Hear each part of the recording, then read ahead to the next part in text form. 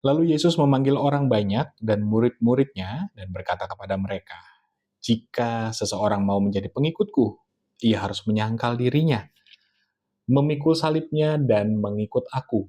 Karena siapa saja yang mau menyelamatkan nyawanya, ia akan kehilangan nyawanya.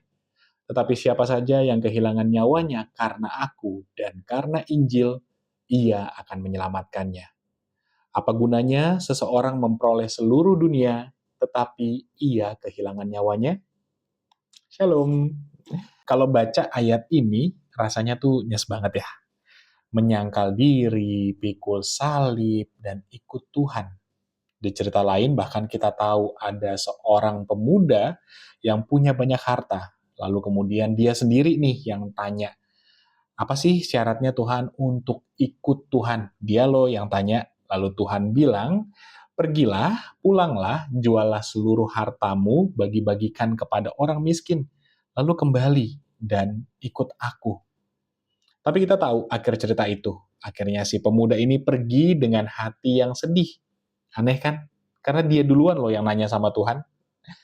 Padahal sebetulnya Tuhan cuma mau kasih tahu supaya kita tidak melekat dengan apa yang kita pikir itu semua punya kita. Hasil kerja keras kita. Itu hak kita yang selama ini sudah kita perjuangkan. Yang nyata-nyatanya, bahkan apapun yang ada di sekitar kita yang melekat saat ini sama badan kita juga, itu tuh semua adalah pemberian Tuhan. Itu semua adalah kasih karunia Tuhan.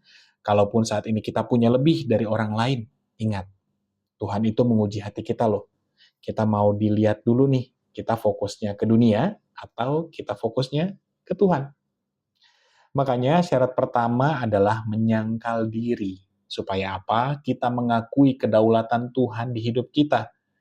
Pikul salib berarti setia ikut Tuhan, walaupun musim hidup bisa saja berganti. Banyak cobaan, tantangan, dan ikut Tuhan untuk fokus ke kasih setia Tuhan. Nggak belok ke kiri, nggak belok ke kanan, tapi jalan lurus ke arah Tuhan.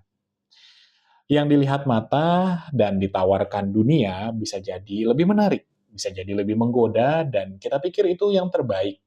Tapi yakin mau dapat semua kenikmatan dunia dan kehilangan hadirat Tuhan. Kehilangan kehidupan baik yang Tuhan sudah sediakan beserta keselamatan di dalamnya. Tuhan senantiasa menyertai dan memberkati kita semua.